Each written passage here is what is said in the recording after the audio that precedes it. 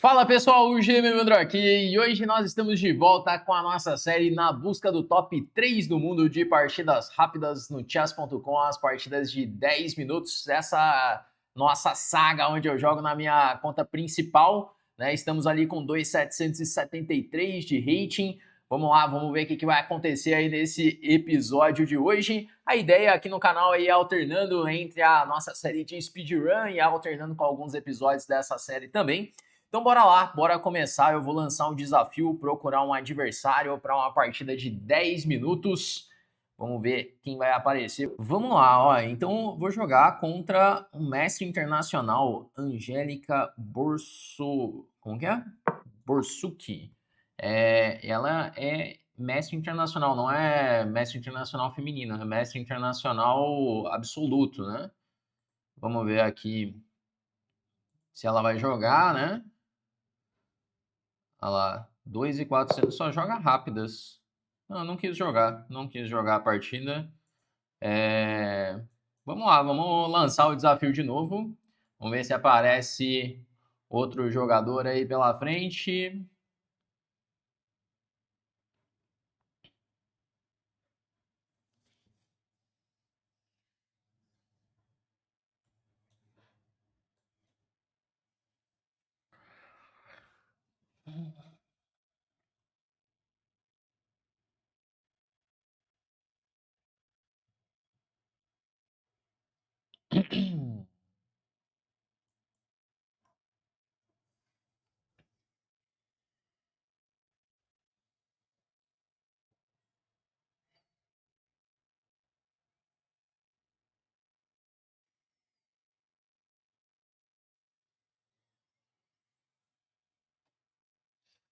Pronto, apareceu aí um outro adversário que tem aí seus 2.400 de rating. Vamos lá, ele começou jogando aí uma abertura inglesa. Vamos jogar aí a nossa defesa Índia do Rei. A Índia do Rei, uma das vantagens dela é que ela serve basicamente contra tudo, né? Você pode jogar a Índia do Rei contra D4, C4, contra cavalo F3. Só contra E4 que já muda um pouco, pois aí vira uma defesa Pirk. Aí já é outro tipo de posição. Bom, estamos jogando aí a variante clássica da defesa Índia do Rei e eu fiz agora o lance Bispo G4, que é uma variante que foi popularizada aí pelo Caruana. Caruana ganhou uma partida muito boa do Wojtaszek, que é um grande mestre polonês, né? Caruana, inclusive, que basicamente já não tem mais chances aí no candidatos, né? Eu achei que dessa vez ia, viu? Achei que dessa vez ia dar certo ali pro Caruana, mas não contávamos aí com o Sindarov e mais uma vez o Caruana acaba que vai ficando fora desse mundial, né? Desse match. Bom, estamos seguindo exatamente a partida do Caruana, né? Que é a Caruana Wojtaszek. O Wojtaszek também jogou bispo E3, tomou em F3, agora ganha o tempo em cima do bispo. Esse bispo vai ter que voltar para E3. E essa partida teve um lance que chamou muita atenção, né? Que o Caruana joga uma ideia de tirar o cavalo para D7 e tomar em C3. Vou jogar aqui o cavalo D7. E a ideia é colocar esse cavalo em C5, mas não direto, porque é uma ideia que parece meio absurda essa, a do Caruana, pois ele troca o bispo pelo cavalo, e depois de jogar a dama toma, vem com dama F6 e começa a pressionar o peão de E4. Agora, uma única questão aqui é na ordem de lances, pois eu não lembro se na partida ele jogou tomando direto ou se jogou torre 8. E o pior é que faz diferença essas ordens de lance nessa abertura. Por exemplo, se eu jogar bispo toma, dama F6,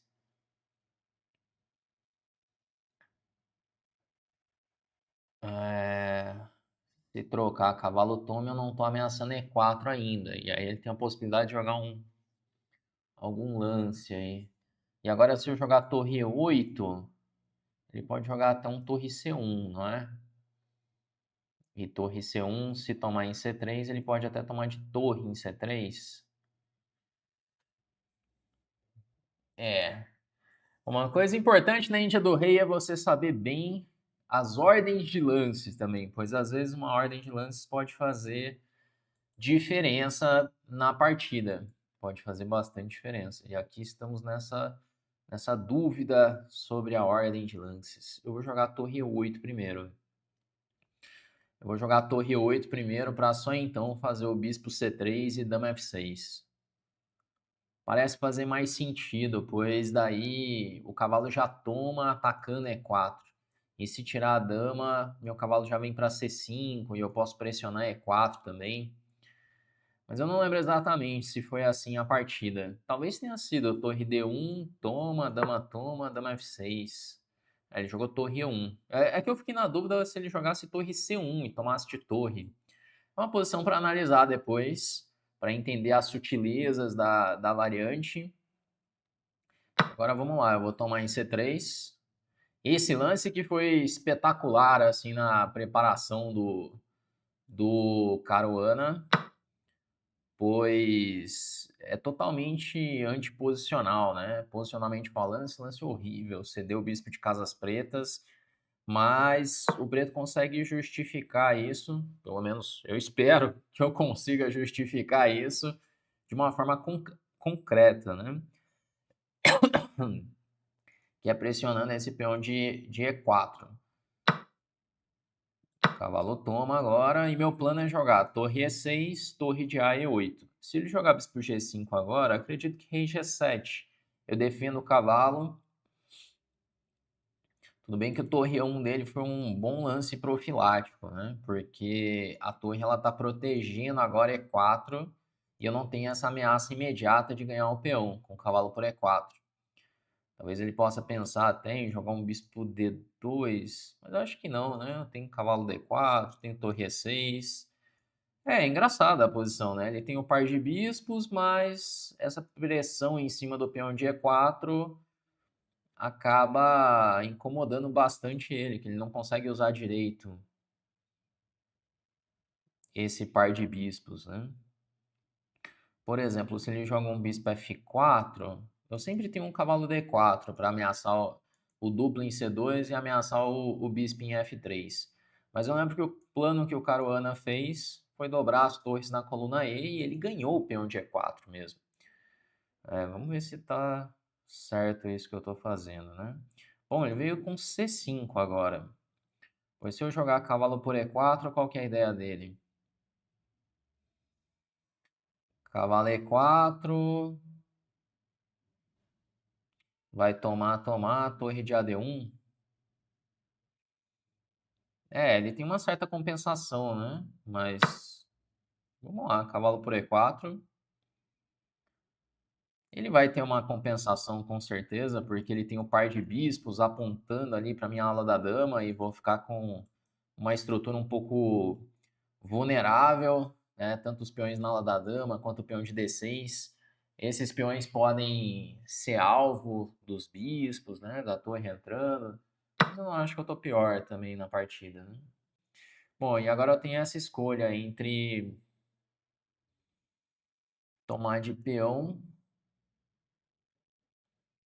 Vou tomar de peão mesmo. Porque cavalo toma também era uma ideia. Mas até mesmo tomar em C6, tome, torre C1, já tá recuperando esse peão, né? Agora ele joga a torre de AD1. Acredito que cedo ou tarde vou ter que devolver o peão. Vai ser muito difícil de segurar isso. Mas vamos lá, vou jogar a torre de AD8. Ainda tentando segurar o peão de D6. E tô com ideias de jogar D5, por exemplo.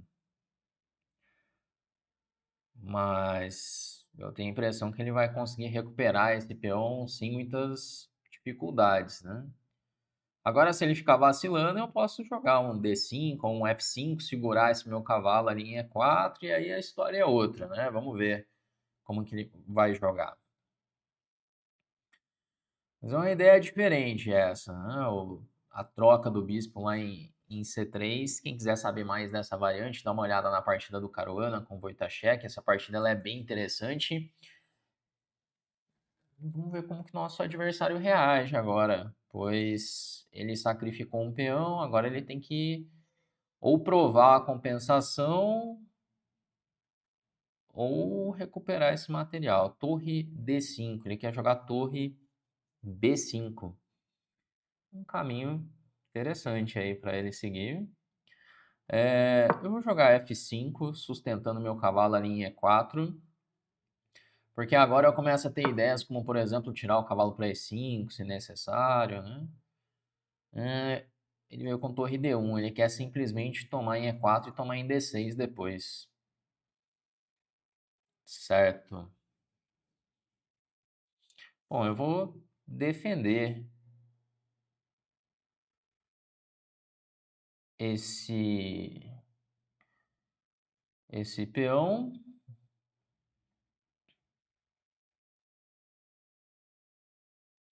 Pois lances como o cavalo B4, ele tem torre B5, e aí não parece que eu estou indo muito longe com isso. Vou jogar torre E6. Porque olha só, se ele joga bispo E4, eu penso em jogar torre E4. Torre por D6, torre por D6, torre por D6. Agora eu já tenho lances como, por exemplo, F4. Ele tem que tirar o bispo para D2. E o meu rei ele vai ativar muito mais rápido do que o dele. Apesar do material ficar igual, eu devolver o peão, eu acredito que é uma versão interessante para mim. O meu rei está mais ativo. Se eu vou conseguir ganhar isso, aí já é outra história, né? Não sei se vai dar para ganhar, mas pode ficar interessante. Bom, ele jogou bispo F4. Ele está querendo tomar de bispo ali em D6. Eu estou pensando em jogar torre 8 agora. Por que isso? Porque eu tô de olho no tema de mate ali na primeira fileira, né? Ele já defendeu rápido. E agora, como podemos segurar esse par de bispos, hein? O par de bispos tá ficando bem forte aqui na posição. Cavalo B4. Esse cavalo B4 nunca funciona, né? Os bispos são chatos. Bem chatos esses bispos. Ah,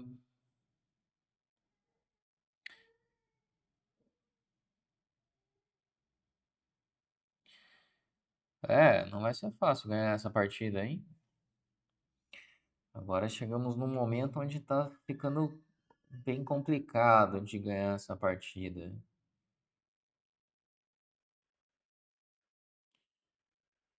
Pensar em algum plano. Eu tava pensando em de repente. Assim, o cavalo E5 provavelmente iguala. Ou tem chances de igualar, né? Mas. Hum, não sei, não é tão claro assim. Pra falar a verdade. Vou jogar um lance como torre E7. Qual que é a minha ideia fazendo isso? Se agora ele toma em E4, torre por E4, bispo toma D6, torre D7. Eu tô com aquela mesma ideia de que se troca uma das torres e fica ali torre cavalo contra torre bispo, o meu rei ele tá ativando mais rápido. E isso pode ser uma vantagem. O que eu tô tentando encontrar é uma forma de devolver o peão numa situação que eu fique mais confortável. Então aqui, por exemplo, acho que é um cenário desse, né? Agora ele pode jogar bispo D6. Esse parece mais chato. Bispo D6. Pois se eu troco tudo em D6, torre D6, esse bispo de F3 ele é bem mais ativo do que o bispo de F4. Aqui eu teria que... o cara tá jogando bem a partida, porque ele não tá definindo nada, né? Eu também... Bom, vou trazer o meu rei pro centro, vamos lá. A3, ele evita cavalo B4. Em algumas posições pode pensar em B4. Não imediatamente, senão ele leva um duplo em C3. Seria nada mal, né? Seria nada mal ele jogar um B4, levar um duplo em C3. Mas aqui provavelmente ele vai jogar bispo toma. Cavalo toma, troca tudo, torre toma. Ele jogou, tomando em D6. Vamos jogar cavalo por D6. Torre toma D6. E aqui que é um momento que faremos, né? Para segurar esse bispo, pois ele está melhor. Ele tem torre e bispo contra torre e cavalo. Peões em ambas as alas. Isso aí é tudo que ele quer, né? Tudo que o jogador de brancas quer na posição. Bom, eu vou começar jogando cavalo E5. Tentando ir atrás desse bispo. Ou pelo menos incomodar esse bispo. Se cheque, acredito que eu posso jogar rei E8. A torre ela tá meio sem casas. Eu tô ameaçando ali um cavalo D3. É, mas a posição ela tá assim, uma vantagem para as brancas, né? Sempre tem esse conceito, torre e bispo contra torre e cavalo. Se existem peões em ambas as alas, torre e bispo tem superioridade. Então aqui eu tô lutando ainda para tentar igualar essa posição.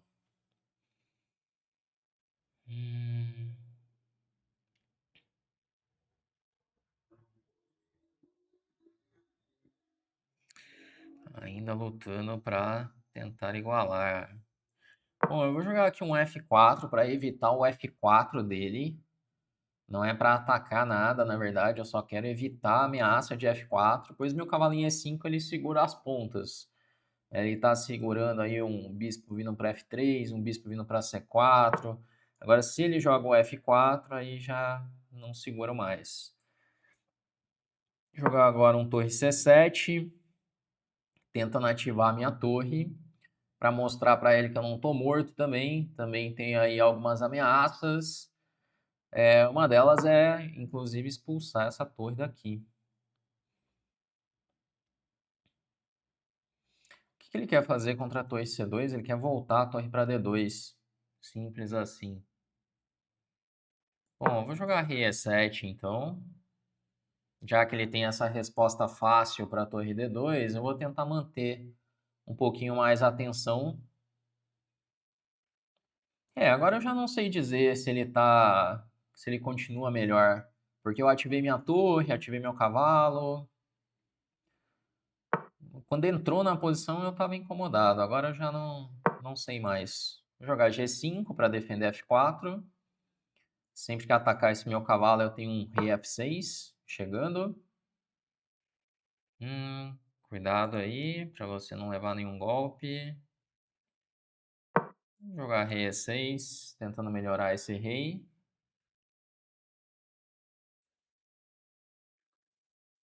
E aí, conseguiremos vencer essa partida? Eis a questão, hein? Porque até aqui tá tudo muito equilibrado. Colocar esse peão em F3, eu dou a KZ3.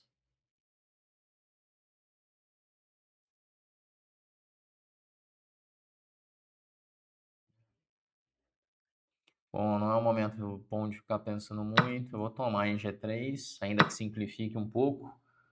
Simplifica bastante, né? Jogar um lance como A6. Porque aqui a gente está entrando num momento da partida que é um momento que é interessante eu não ficar apurado no tempo, né? Eu poderia jogar cavalo toma para igualar de vez, mas com pouco tempo meu cavalo é uma peça e de repente pode criar algumas ameaças, né? Vou jogar um torre C6 com a ideia de torre H6. Porque o cavalo ele pode ser um pesadelo para o meu adversário aí com pouco tempo. Vou jogar a torre H6, fazendo de conta que eu estou ameaçando alguma coisa.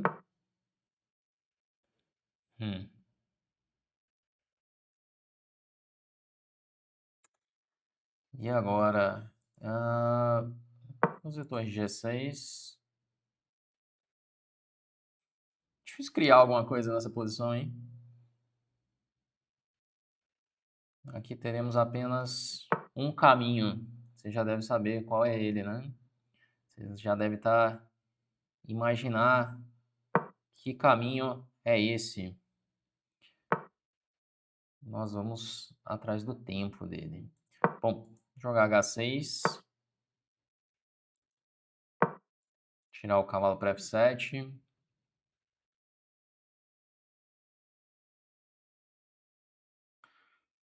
E agora,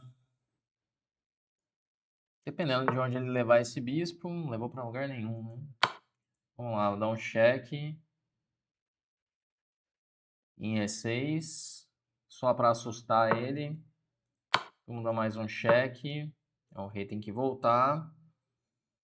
Mas aí eu também tenho que tirar essa peça daqui. Vou jogar rei F6.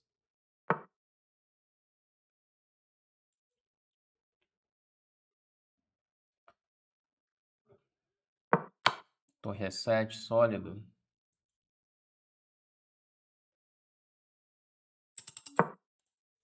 Jogar esse. Ele pode ir atrás desse meu peão de H. O que eu vou fazer eu não sei ainda. Jogar rei D5. Dar um cheque. Rei E4, talvez. Dar mais um cheque. Meu rei tá bem ativo agora na posição. Não sei se isso vai ser suficiente para ganhar. Mas agora eu começo a ter umas chances, né? Vou jogar B5. Eu diria que aqui eu já tenho alguma chance mesmo de ganhar a partida.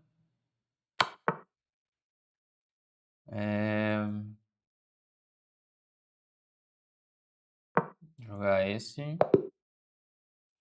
Bom, ganhamos aí no tempo, mas talvez nesse momento já fosse uma posição com vantagem das negras já, né? Aqui já a história pode ser um pouquinho diferente já.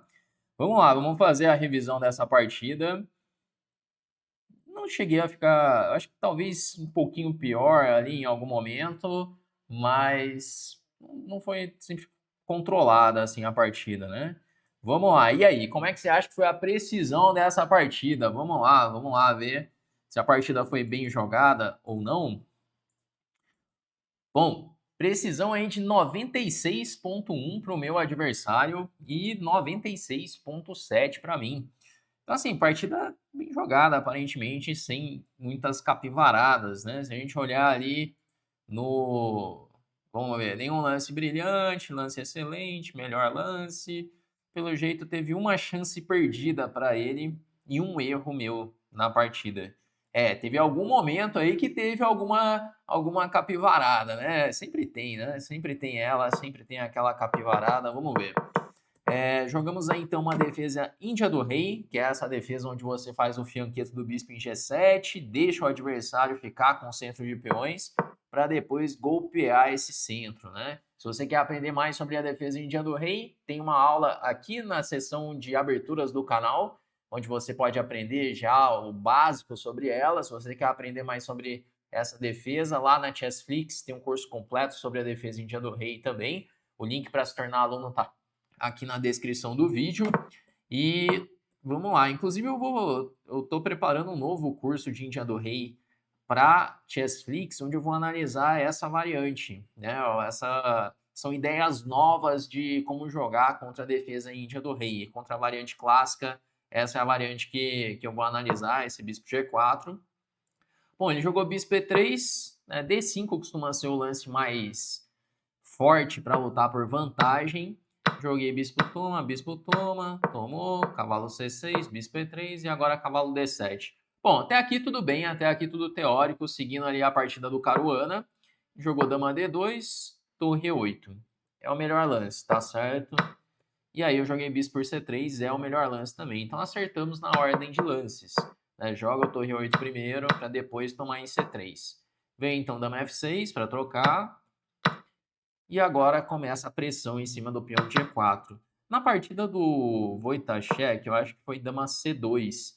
E aí o Caruana veio com um plano de cavalo C5, torre E6 e torre de A E8, pressionando o peão de E4. E é engraçado essa posição, que apesar dele ter o bispo, né, o bispo de casas pretas, ele não consegue explorar as fraquezas que surgem nas casas pretas, porque a dama tá controlando tudo e tem essa pressão em cima de E4. Então essa que é a estratégia que o Caruana usou nessa posição, né? Isso aí foi ideia da máquina, claro, né? Mas ele que colocou em prática aí pela primeira vez. Bom, e aí aqui ele deu essa simplificada, jogou C5. E é aquilo que eu falei, né? O branco tá um pouquinho melhor. Tá ali um 0,30 para as brancas, porque tem o par de bispos. E o par de bispos ele compensa esse peão a menos. Aí jogou torre D5, tinha que jogar bispo A7, era o lance. Joguei o F5 e agora igualou de vez. Torre E6 tá bom. Foi bem razoável os lances. Joguei rei F7, continua a posição totalmente igualada. É que cedo ou tarde ele vai ter que recuperar esse peão. E quando ele recuperar, a posição está mais ou menos equilibrada. Tomou tudo em D6 e agora eu faço cavalo E5. O computador não acha que tem leve vantagem das brancas, não. Ele acha que tá igual, 0, 0, 0, nenhuma vantagem aí para nenhum dos lados. E realmente, depois que eu vi aqui a torre vindo para C7, aqui eu achei que já tinha igualado de vez mesmo. Que no geral, se o branco consegue jogar o F4, bispo F3, colocar uma torre em B5, ele pode ter ali alguma leve vantagem, pode ter alguma pressão. Bom, vem aí rei E1, rei E7, torre D4. E aí a posição continua muito, muito igualada, né? Muito equilibrada. Só que o meu adversário ele gastou mais tempo, né? E de vez em quando, né? Apesar de nessa série eu ser o cara que fica apurado no tempo, de vez em quando encontra por aí uns caras que ficam ainda mais apurados no tempo, né? Foi o caso dele. Jogamos ali a H6. Eu já até sei o momento que eu errei, que eu joguei mal. Que foi aquele momento onde eu faço um lance onde ele tem um torre H8 ganhando o peão de H6. Eu acho que é um rei E6 que eu jogo. Olha só, foi melhorando a posição. Aí eu jogo esse rei E6. Tinha que jogar cavalo F7, porque rei E6 agora ele tem torre H8. Só que como ele já estava muito no apuro, assim, eu nem preocupei tanto com isso aqui, né? Mas ele tem esse lance, né? Que se cavalo F7, ele tem cheque agora. Toma em F7, depois toma em H6. Nem é bom isso? Por quê? Rei F6. Se tomar em F7, eu tenho um intermediário, rei G7. Que lindo, hein? Vou fazer de conta que eu tinha visto esse lance. Vou fazer de conta que eu tinha visto esse recurso. Mas aqui era a torre H8, né? Ele perdeu a chance, jogou torre G8. E eu acredito que eu vou começar a ficar bem nessa partida, hein? Rei E1, torre D6.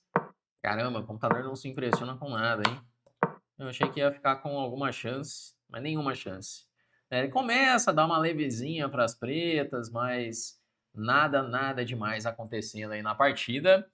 Bom, e com isso subimos aí 2 pontos nessa nossa saga, vindo para 2.775 de rating. Fiquei alguns dias sem jogar, jogando mais nas partidas ali de speedrun, mas estou voltando aí com alguns episódios. Inclusive, se você gosta dessa série, deixa aí nos comentários para eu saber, para eu dar continuidade nela. E vamos ver aqui como que andam os rankings aqui nas partidas de 10 minutos. Então, por enquanto, número 13 então, do mundo. Se a gente olhar aqui no global, estamos ali, número 13 com 2.775. Bom, se de repente ganhar uma próxima partida, dá até para escalar ali uma posição nesse ranking. Vamos lá, primeiro desafio é tentar voltar ali para os 2.800, né, que nós já chegamos ali na 4ª colocação. Vamos ver se consigo voltar ali nos próximos episódios aí dessa série. Vai levar alguns episódios, né? Mas vamos ver, quem sabe consigo voltar ali e a gente vê o que dá para fazer aí nas próximas colocações. Bom, mas é isso então, galera. Se você gosta dessa série, deixa seu like aí no vídeo. Se você ainda não é inscrito no canal, aproveita para se inscrever. Todos os dias tem vídeos novos por aqui. Vamos então encerrando e até a próxima.